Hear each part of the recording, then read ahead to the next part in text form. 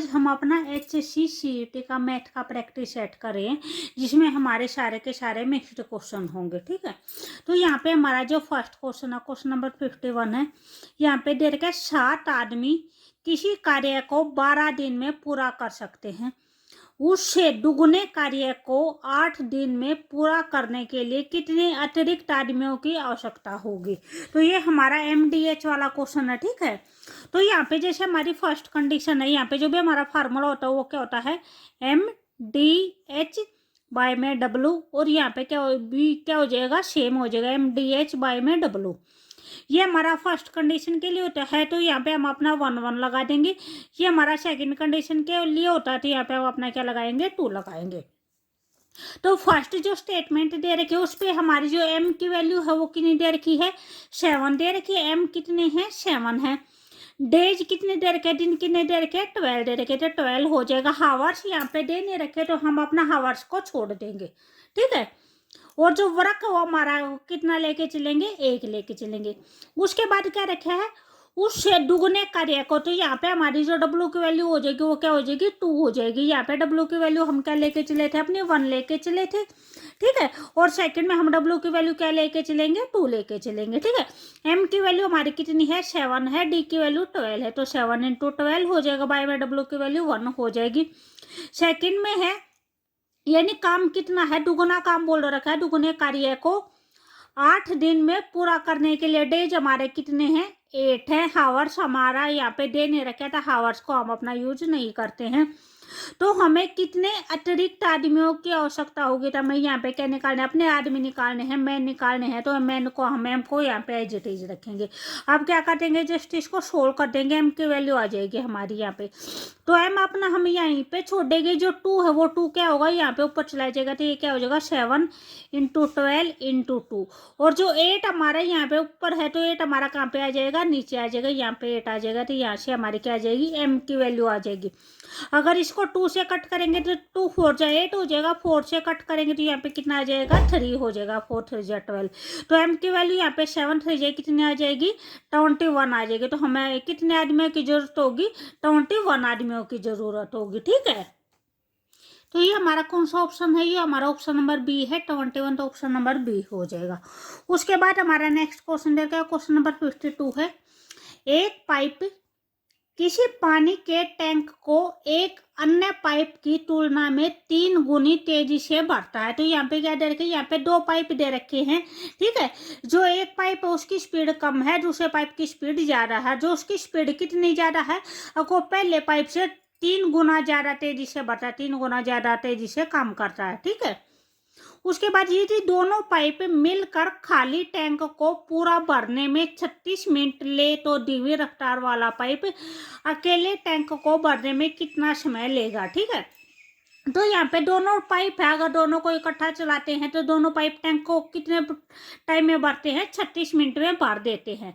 तो यहाँ पे हमें पूछ रखा है कि जो धीमी गति का जो पाइप है वो कितने टाइम में उस जो भी खाली टैंक होगा उस खाली टैंक को अकेले कितने टाइम में भरेगा। हमें यहाँ पे क्या निकालना है, टाइम निकालना है। तो इस क्वेश्चन को हम कैसे करेंगे, जैसे यहाँ पे हमारा कोई एक पाइप A है, यहाँ पे पाइप B है। ठीक है, जो A पाइप है इसकी जो हम स्पीड लेके चलेंगे, इसकी स्पीड जैसे हम 1 लेके चल पड़ेंगे। जो इसकी स्पीड है, इसकी स्पीड कितनी लेके चल पड़ेंगे, 3 लेके चल पड़ेंगे। यहाँ पे क्या बोल रखा है, 3 गुना तेजी से बढ़ता है। ठीक है, उसके बाद जो भी हमारा टाइम है, टाइम हमारा क्या हो जाएगा, 20 को मान लिया हमने, इसको हम x लेके चले। ठीक है, आप 1 नहीं लेके चल पड़ो, इसको 1 लेके चलेंगे, इसको 3 लेके चलेंगे। ठीक है, जो टाइम है, अगर ये है जो इस पाइप की स्पीड कम होगी तो यह टाइम ज्यादा लेगा, रिवर्स होगा इसका। अगर इसकी स्पीड ज्यादा होगी, ठीक है, तो यह टाइम कम लेगा। ठीक है, जो स्पीड और टाइम में जो भी रिलेशनशिप होता है वो क्या होता है, वो इनवर्स रिलेशनशिप होता है। एक चीज ज्यादा होगी तो एक चीज कम हो जाएगी, एक चीज कम होगी तो दूसरी चीज ज्यादा हो जाएगी। ठीक है, अगर स्पीड ज्यादा होगी तो टाइम कम लगेगा। ठीक है, तो वही अगर हम इसका टाइम निकालें तो हमारा यहाँ पे टाइम क्या हो जाएगा, 1/x हो जाएगा। और यहाँ पे अगर टाइम निकालेंगे तो यहाँ पे टाइम कितना हो जाएगा, 3 में x हो जाएगा। ठीक है, जो हम x जो हम एक टाइप में अपने डिस्टेंस लेके चल रहे हैं, या फिर आप एरिया लेके चल सकते हो, और कितना एरिया कवर करता है इस टाइप में ये लेके चल सकते हो। ठीक है, तो ये दोनों अगर इनको इकट्ठा मिलाएं तो इकट्ठा मिलके ये दोनों कितना टाइम लेते हैं, 36 मिनट का टाइम लेते हैं। ठीक है, तो आप बताया था जो टाइम होता है वो इन्वर्सली होता है, तो हम क्या लेके चलते हैं, 1 में लेके चलते हैं। ठीक है, तो यहाँ से हमारा अगर हम इसको सोल्व करें तो हमारा एलसीएम कितना आ जाएगा, x आ जाएगा। और ये कितना हो जाएगा, 1 प्लस में 3 कितना हो जाएगा, 4 हो जाएगा। 4/x इक्वल टू कितना हो जाएगा, 1/36 हो जाएगा। हमें क्या क्या करने है, अपने x की वैल्यू फाइंड आउट करनी है। तो x हमारा यहाँ पे चला जाएगा, ये कितना हो जाएगा, x इक्वल टू 36 इंटू में कितना हो जाएगा, 4 हो जाएगा। 36 को और 4 को मल्टीप्लाई करेंगे तो 144 आ जाएगा। ठीक है, तो जो भी x था, ये x जो भी था ये क्या था, ये धीमी गति वाला पाइप था। जो 3/x था वो जो भी स्पीड, जिसकी स्पीड ज्यादा थी वो वाला पाइप था। ठीक है, तो यहाँ पे जो धीमी गति वाला जो पाइप है वो कितना टाइम लेता है, भी x टाइम लेता है। ठीक है, यानी कितना टाइम लेता है, 144 मिनट लेता है। तो 144 मिनट में अगर हम हावर्स में चेंज करें तो 144 को हम क्या लिख सकते हैं, 120 प्लस में 24 लिख सकते हैं। 120 ये मिनट होगी। ठीक है, ये भी हमारे मिनट है, ये यहाँ पे भी हमारे मिनट दे रखी थी, हमारी सारी मिनट आई हैं यहाँ तक की। तो ये भी हमारे मिनट होगी, ये भी हमारे मिनट होगी। तो 120 मिनट में कितने घंटे होते हैं, 2 घंटे होते हैं। 60 मिनट में 1 घंटे होते हैं, तो 120 में 2 घंटे हो गए। और ये कितना आ गया, 24 मिनट आ गया। ठीक है, तो यहाँ पे जो भी हमारा धीमी गति वाला पाइप होगा वो कितना टाइम लेगा, 2 घंटे 24 मिनट का टाइम लेगा। तो यहाँ पे ये हमारा कौन सा ऑप्शन है, ये हमारा ऑप्शन डी है, 2 घंटे 24 मिनट हो जाएगा। ठीक है, उसके बाद हमारा नेक्स्ट क्वेश्चन दे रखा है, क्वेश्चन नंबर 53 दे रखा है। किसी परीक्षा में एक विद्यार्थी को प्रत्येक सही उत्तर के लिए 4 अंक मिलते हैं और प्रत्येक गलत उत्तर के लिए उसको उसके अंकों में से 1 अंक कम कर दिया जाता है। ठीक है, अगर वो गलत उत्तर देता है तो जो भी उसके अंक होंगे उनमें से 1 कम हो जाएगा। जो नेगेटिव मार्किंग का कंसेप्ट होता है यहाँ पे वो दे रखा है। ठीक है, 1 अंक कम हो जाएगा। एक विद्यार्थी ने सभी 200 प्रश्नों के उत्तर दिए हैं। तो यहाँ पे कुल प्रश्न कितने हैं, 200 प्रश्न है। और उसके जो कुल अंक हुए हैं वे भी कितने हुए हैं, 200 अंक प्राप्त हुए हैं। तो उसने जिन प्रश्नों के सही उत्तर दिए हैं उनकी संख्या ज्ञात करनी है। ठीक है, तो इस क्वेश्चन को हम कैसे करेंगे, ये हमारा क्वेश्चन नंबर 53 है। यहाँ पे जो भी सही प्रश्न है, जो सही प्रश्न है उनके जो प्रश्नों की संख्या है हम यहाँ पे x लेके चलेंगे। और जो उसने गलत प्रश्न किए हैं उनकी जो संख्या हो जाएगी वो क्या हो जाएगी, y हो जाएगी। तो यहाँ पे टोटल कितने दे रखे हैं, 200 प्रश्न दे रखे हैं। तो फर्स्ट इक्वेशन यहाँ से हमारी क्या आ जाएगी, x प्लस में y बराबर में कितने आ जाएगी, 200 आ जाएगी। उसके बाद क्या बोल रखा था, अगर वो ठीक करेगा तो उसको क्या करेंगे, 4 अंक मिलेंगे। और अगर वो गलत प्रश्न का जवाब देता है, किसी भी प्रश्न का गलत जवाब देता है तो क्या हो जाएगा, उसका 1 नंबर डिडक्ट हो जाएगा, 1 नंबर कम हो जाएगा। ठीक है, तो यहाँ से अगर यहाँ से हम अपनी इक्वेशन बनाएंगे तो क्या आ जाएगी, 4x माइनस वाई। और उसको अंक कितने मिलते हैं, उसको 200 ही अंक मिलते हैं। तो ये यहाँ पे क्या है, अगर वो 1 प्रश्न का ठीक जवाब देता है तो उसको 4 अंक मिलेंगे। 2 का ठीक देगा तो 4 गुना में 2 क्या हो जाएगा, 8 हो जाएगा। 3 का ठीक देगा तो 4 गुना में 3 कितना हो जाएगा, 12 हो जाएगा। ठीक है, तो जो पर्सन है और जो अंक है वे क्या हो जाते हैं, आपस में मल्टीप्लाई हो जाते हैं। तो यहाँ पे हमने क्या कर दिया, 4x कर दिया। यहाँ पे 1 की और -1 की और y की मल्टीप्लाई करेंगे तो -y हो जाएगा। और कुल अंक कितने हैं, 200 है। ठीक है, तो अब हम क्या कर लेंगे, अपनी यहाँ पे इक्वेशन को सोल्व कर लेंगे। यहाँ से हम अपने x की वैल्यू निकाल लेंगे। इन्होंने क्या पूछ रखा है, अक्सर ही प्रश्न की, यानी उसने कितने प्रश्न है जो सही किए हैं। तो यहाँ पे हम अपने जो सही प्रश्नों की जो संख्या लेके चले हैं वो क्या लेके चले हैं, x लेके चले हैं। तो हमें अपनी x की वैल्यू फाइंड आउट करनी है। ठीक है, तो यहाँ पे हमारा y से y कट हो जाएगा, ये प्लस का है ये माइनस का है। ठीक, अलग अलग साइन होंगे तो हमारे क्या हो जाएंगे, कट हो जाएंगे, सेम नंबर्स होंगे। तो यहाँ पे हमारा क्या बचेगा, 5x बचेगा। और ये कितना हो जाएगा, 400 हो जाएगा। तो यहाँ से अगर हम अपने x की वैल्यू निकालेंगे तो 5 हमारा इससे डिवाइड हो जाएगा, कट करेंगे तो कितना हो जाएगा, 80 आ जाएगा। हमारे x की वैल्यू क्या आ जाएगी, 80 आ जाएगी। तो यहाँ पे हमारे जो सही प्रश्नों की संख्या होगी वो कितनी हो जाएगी, 80 हो जाएगी। तो यहाँ पे जो भी हमारा क्वेश्चन नंबर 53 था उसका जो आंसर होगा वो कौन सा हो जाएगा, ऑप्शन नंबर बी हो जाएगा, 80 हो जाएगा। क्वेश्चन नंबर 54 है भी, अगर आपको वीडियो अच्छी लगी तो प्लीज लाइक शेयर और सब्सक्राइब जरूर करें। यहाँ पे दे रखा है साइन 1 डिग्री, साइन 2 डिग्री, फिर कोस 1 डिग्री, कोस 2 डिग्री, फिर साइन 3 डिग्री, साइन 4 डिग्री। ठीक है, ये सारे ऐसे ही हमने क्या करने हैं, मल्टीप्लाई करने हैं। ठीक है, यहाँ पे जैसे पहले दो टर्म साइन की दे दी और आपस में इनके बीच में यानी डॉट लगा रखे थे। डॉट का मतलब क्या होता है, हमारा मल्टीप्लाई होता है। और ये हमारे कहाँ तक दे रखे, यहाँ पे हमारे साइन 99 डिग्री या फिर कोस 999 दे रखा है। ठीक है, 999 तक दे रखे हैं। तो यहाँ पे पूछ रखा है कि 20 का आंसर क्या आएगा। तो यहाँ पे जो इसका आंसर आएगा वो हमारा ऑप्शन नंबर सी आ जाएगा, 0 आ जाएगा।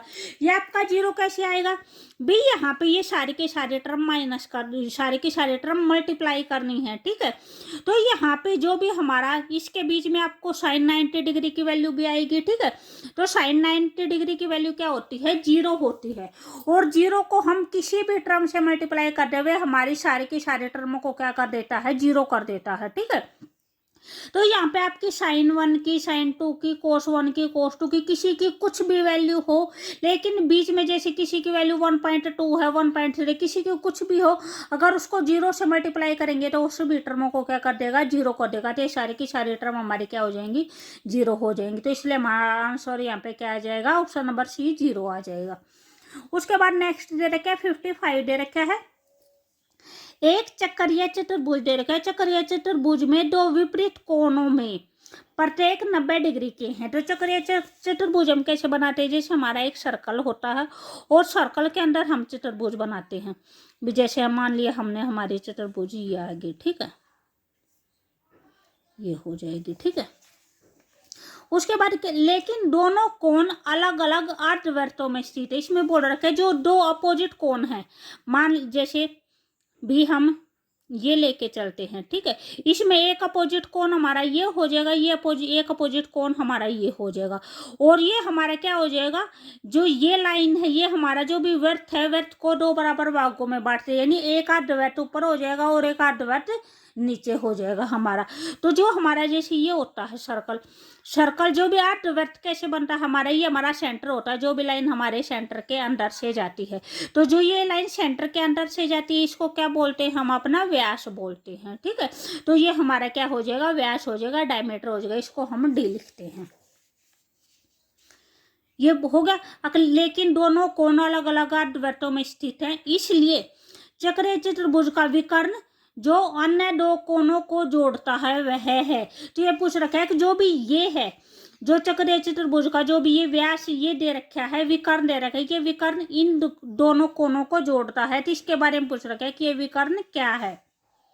वृत्त की सबसे बड़ी जीवा है, वृत्त की सबसे छोटी जीवा है, वृत्त की त्रिज्या है, या इनमें से कोई नहीं है।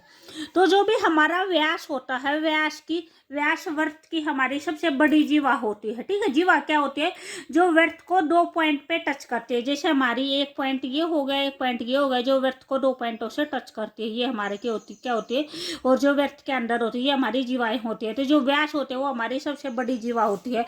तो ये हमारा यहाँ पे एक वृत्त का क्या दे रखा है, व्यास ही दे रखा है। ठीक है, तो यहाँ पे हमारा जो भी आंसर हो जाएगा वो कौन सा हो जाएगा, ऑप्शन नंबर ए हो जाएगा कि यह वृत्त की सबसे बड़ी जीवा है। ठीक है, यहाँ पे अगर आपको ये दे रखा है तो यह वृत्त का व्यास है तो ये भी हो जाता। उसके बाद नेक्स्ट क्वेश्चन दे रखा है, क्वेश्चन नंबर 56 दे रखा है, एक लंबवर्तीय बेलन के आधार के अर्धव्यास। यहाँ पे अर्धव्यास का मतलब क्या हो जाएगा, व्यास का आधा।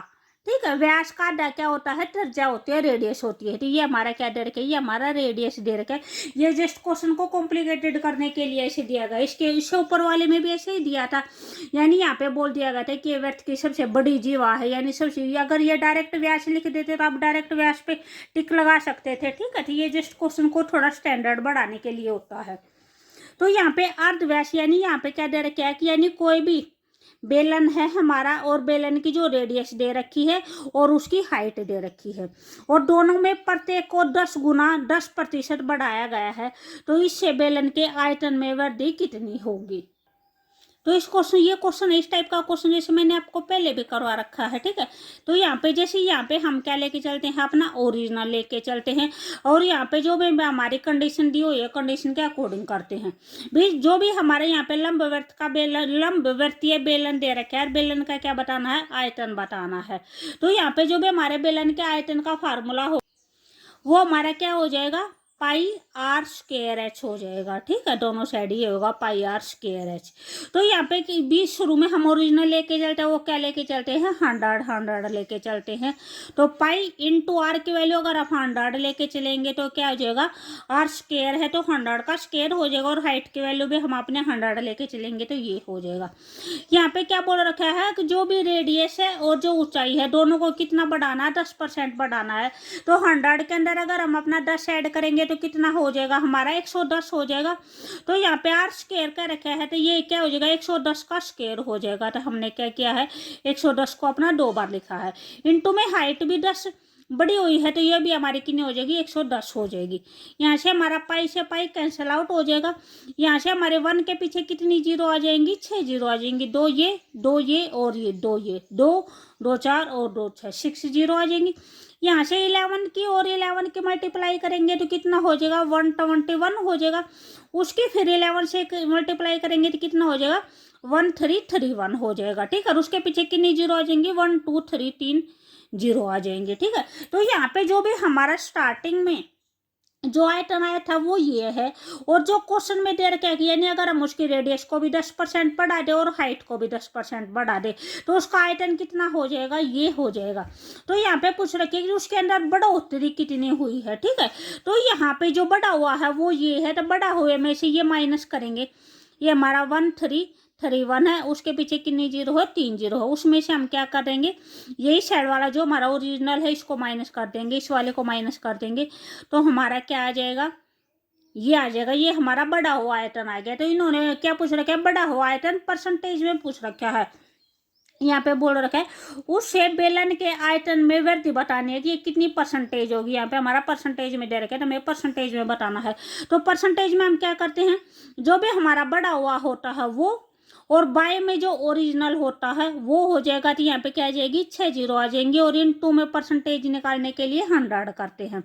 अब इनको कट करते हैं, 2 जीरो से हमारी 2 जीरो कट हो गई। यहाँ पे 3 जीरो है तो कितनी जीरो कट हो जाएंगी, 3 जीरो कट हो जाएंगी। तो हमारे 5 जीरो कट होगी। नीचे हमारा क्या बचा है, एक 10 बचा है, तो इसका मतलब एक डिजिट के बाद पॉइंट आएगा। तो ये हमारा क्या आ जाएगा, 33 पॉइंट में क्या हो जाएगा, 1 हो जाएगा, ठीक है। तो ये हमारा आंसर कौन सा हो जाएगा, 33.1% हमारा कौन सा हो जाएगा, ऑप्शन नंबर सी हो जाएगा। उसके बाद हमारा नेक्स्ट क्वेश्चन दे रखा है 57 दे रखा है। 57 में क्या दे रखा है, एक बेलन की ऊंचाई और एक शंकु की ऊंचाई, यानी यहाँ पे एक बेलन दे रखा है और एक शंकु दे रखा है। तो जैसे मैं यहाँ पे बेलन लिखती हूँ, बेलन, और रेशो में क्या दे रखा है, शंकु दे रखा है, ठीक है। और यहाँ पे क्या दे रखा है, आयतनों का अनुपात पूछ रखा है कि आयतन का अनुपात क्या होगा। जो बेलन के आयतन का फार्मूला है वो हमने जैसे ऊपर भी लिखा था, पाई आर स्क्वायर एच। और यहाँ पे जो शंकु होता है वो बेलन का 1/3 हिस्सा होता है, ठीक है। तो जो भी बेलन का आयतन होता है, बेलन का आयतन हमारा ये होता है, उसका क्या होता है, 1/3 हिस्सा होता है। तो शंकु के आयतन का फार्मूला क्या हो जाएगा, 1/3 पाई आर स्क्वायर एच हो जाएगा हमारा। तो यहाँ से हमारा पाई से तो पाई कैंसिल हो जाएगा, दोनों पाई इक्वल सेम है। तो उसके बाद आर के और एच के हम अपनी वैल्यू पुट कर लेते हैं। एक बेलन की ऊंचाई तथा शंकु की ऊंचाई 2:3 दे रखी है, यानी जो बेलन की ऊंचाई है वो कितनी दे रखी है, 2 दे रखी है, और जो शंकु की ऊंचाई है वो कितनी दे रखी है, 3 दे रखी है, ठीक है। उनके आधार के अर्धव्यास, आधार के अर्धव्यास का मतलब आधार, जो भी आधार की जो रेडियस दे रखी है, यहाँ पे व्यास का आधार क्या होता है, रेडियस होता है। जैसे ऊपर वाले क्वेश्चन में दे रखे थे ये वही दे रखा है। जो यहाँ पे त्रिज्या दे रखी है वो 3 और 4 दे रखी है। तो उनके आयतनों का अनुपात निकालना है, ठीक है। तो जो रेडियस कितनी दे रखी है, 3 दे रखी है, तो 3 × 3 हो जाएगा। और यहाँ पे क्या हो जाएगा, 4 × 4 हो जाएगा। यहाँ पे ऊंचाई 2 दे रखी है, और यहाँ पे जो ऊंचाई दे रखी है वो कितनी दे रखी है, 3 दे रखी है। तो हम इसको क्या कर लेंगे, जस्ट सोल्व कर लेंगे, यहाँ पे हमारा आंसर आ जाएगा। यहाँ पे जैसे एक 3 से हमारा एक 3 कट हो गया, 2 से कट करेंगे 2 1 जा हो जाएगा और यहाँ पे क्या आ जाएगा 2 2 जा 4 हो जाएगा। ये 3 हमारा बाय में है तो ये 3 हमारा कहाँ पे चला जाएगा, यहाँ पे चला जाएगा। तो ये क्या हो जाएगा 3 इंटू 3 हो जाएगा और यहाँ पे 4 2 जा कितना हो जाएगा 8 हो जाएगा। तो ये हमारे कितना आ जाएगा 9:8 आ जाएगा यहाँ पे हमारा आंसर। तो ये हमारा कौन सा ऑप्शन है, ये हमारा ऑप्शन नंबर सी है, 9:8 हो जाएगा। उसके बाद हमारा नेक्स्ट क्वेश्चन है क्वेश्चन नंबर 58 है। उसके बाद हमारा नेक्स्ट क्वेश्चन है क्वेश्चन नंबर 58 है। एक व्यापारी अंकित मूल्य पर 15% का एक बट्टा देता है। बट्टा का मतलब क्या होता है, छूट होती है, यानी किसी मूल्य पर जो भी उसके ऊपर अंकित मूल्य है, मार्केट प्राइस है, उसके ऊपर कितनी छूट देता है, 15% की छूट देता है। वह अपने माल का मूल्य लागत मूल्य से कितने अधिक पर अंकित करे कि उसको कितना लाभ हो जाए, 19% का लाभ हो जाए। तो इसमें क्या बोल रखा है, यानी वह मार्क प्राइस कितना करे अगर उसका लागत मूल्य क्या होता है, यानी क्रय मूल्य है, यानी जिस रुपए में वो खरीद के लेके आया है उससे कितने ज्यादा रुपए उसके ऊपर लिखे कि भी उससे कितना फायदा हो जाए, उसको 19% का लाभ हो जाए। तो इस टाइप का क्वेश्चन वो मैंने पहले भी कई बार करवा रखा है, ये क्वेश्चन बहुत बार आता है। तो इसको आप कैसे करोगे भी, इसके जो मेथड है, इसके मेथड अलग अलग, अगर आप इस फार्मूले को जैसे थोड़ा बहुत याद कर लोगे, इस फार्मूले से करोगे तो वो इजी हो जाएगा। ठीक है, तो यहाँ पे हम क्या करेंगे, यहाँ पे हम अपना मार्केट प्राइस लिखेंगे, अंकित मूल्य लिखेंगे और बाय में क्या लिखेंगे, सीपी लिखेंगे। ठीक है, इक्वल टू क्या हो जाएगा 100 प्लस में जो भी हमारी छूट दे रखी होगी 100 प्लस में, यहाँ पे हम अपना ऊपर हम अपना लाभ लिखेंगे और यहाँ पे 100 माइनस में क्या लिखेंगे, छूट लिखेंगे। ठीक है, तो हमारा हमें क्या निकालना है, मार्केट प्राइस हमें अपना निकालना है कि इस पे बोल रखा है कि वह अपनी ये बोल रखा है वह अपने माल पर का मूल्य लागत मूल्य से कितने अधिक पर अंकित करे, यानी कितना मूल्य अंकित करे। तो मार्केट प्राइस हमें निकालना है और जो हम अपना क्रय मूल्य है जो सीपी है वो क्या लेके चलेंगे, 100 लेके चलेंगे। तो यहाँ पे 100 प्लस में उसको कितने परसेंट का प्रॉफिट चाहिए, 19% का प्रॉफिट चाहिए। तो प्रॉफिट की जगह पे क्या लिख देंगे, 19 कर देंगे और 100 माइनस में उसने छूट कितनी दी है, 15% की छूट दी है। तो 100 माइनस में 15 हो जाएगा। ठीक है, तो यहाँ से हम क्या निकालेंगे, अपनी एमपी की मार्केट प्राइस की वैल्यू निकाल लेंगे। तो ये हमारे कितना हो जाएगा, 119 हो जाएगा और बाय में कितना हो जाएगा, ये हमारा 75 हो जाएगा। ठीक है, 100 में से अगर आप अपना 15 माइनस करेंगे तो हमारा 85 हो जाएगा।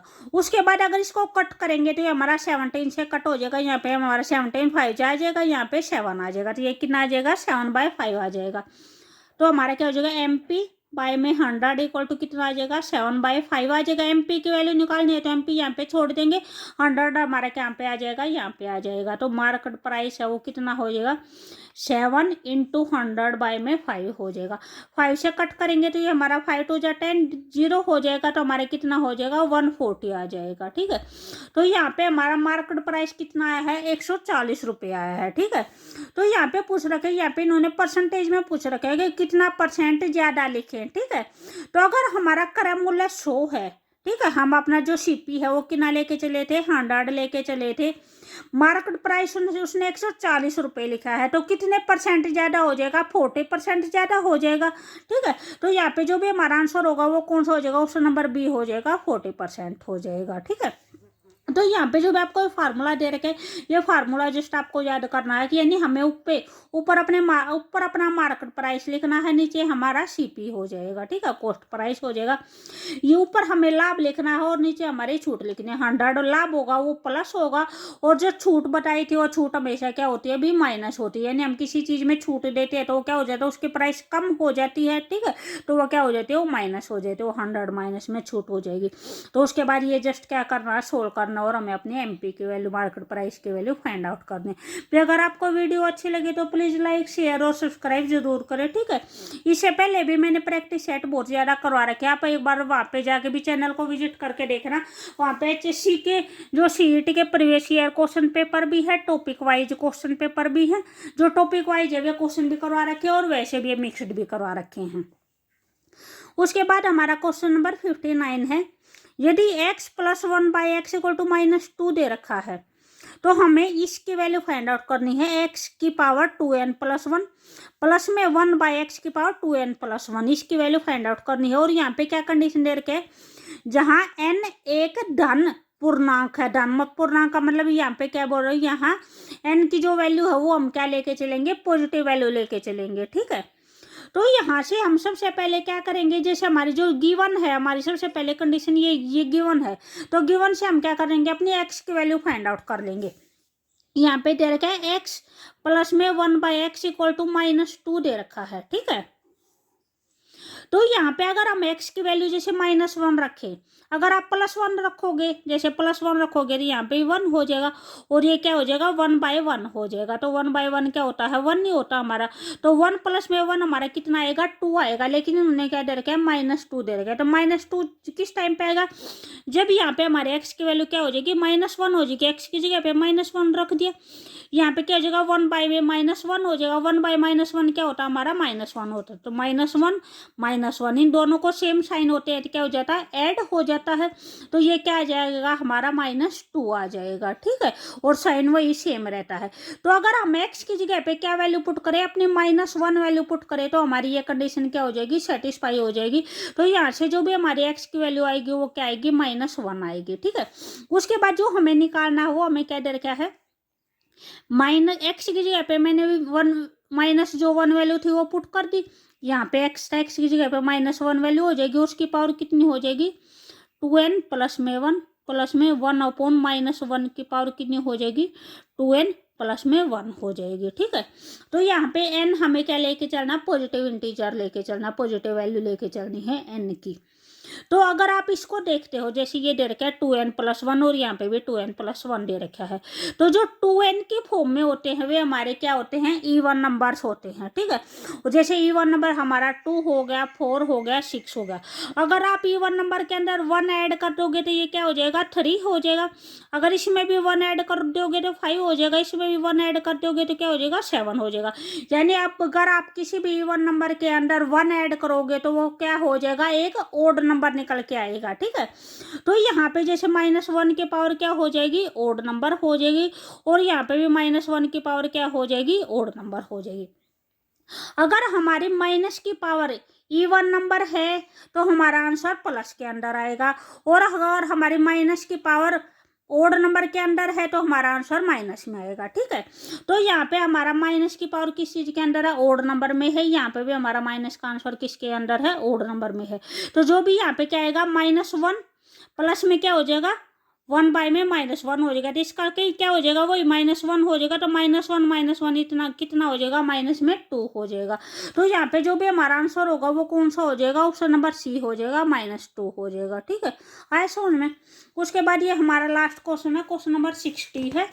क्वेश्चन नंबर 60 में क्या दे रखा है, वह सबसे छोटी संख्या जिसे 18, 27 और 36 से अलग अलग भाग देने पर 5, 14 और 23 रह जाते हैं, ठीक है। यहाँ पे क्या बोल रखा है, वह सबसे छोटी संख्या निकालनी है जिसे 18 से भाग देंगे तो 5 शेष बचेगा, 27 से भाग देंगे तो 14 शेष बचेगा, और 36 से भाग देंगे तो कितना शेष बचेगा, 23 शेष रह जाता है। तो हमें वह संख्या बताने की वह संख्या कौन सी है। तो सबसे पहले हम क्या करेंगे, जैसे 18 में से अपना शेष कितना बच रहा है, 5 शेष बच रहा है, तो 5 माइनस कर देंगे, कितना आ जाएगा, 13 आ जाएगा। 27 है, 27 में से कितना माइनस करेंगे, 14 माइनस करेंगे, 14 शेष बच रहा है, तो यहाँ पे भी हमारा 13 आ जाएगा। और 36 में से 23 माइनस करेंगे, ये वाला 23 माइनस करेंगे तो यहाँ पे भी 13 आ जाएगा। यानी हर एक दशा में हमारा क्या आता है, 13 13 13 आता है। तो हम अपना इसका क्या निकालेंगे, एलसीएम निकालेंगे, और एलसीएम में से क्या माइनस कर देंगे, 13 अपना माइनस कर देंगे, तो वो हमारा क्या आ जाएगा, आंसर आ जाएगा। तो जो हमें एलसीएम निकालना है वो किसका निकालना है, 18 का निकालना है, 27 का निकालना हो, 36 का, जो भी हमारे नंबर दिए होते हैं उसका एलसीएम निकाल लेंगे।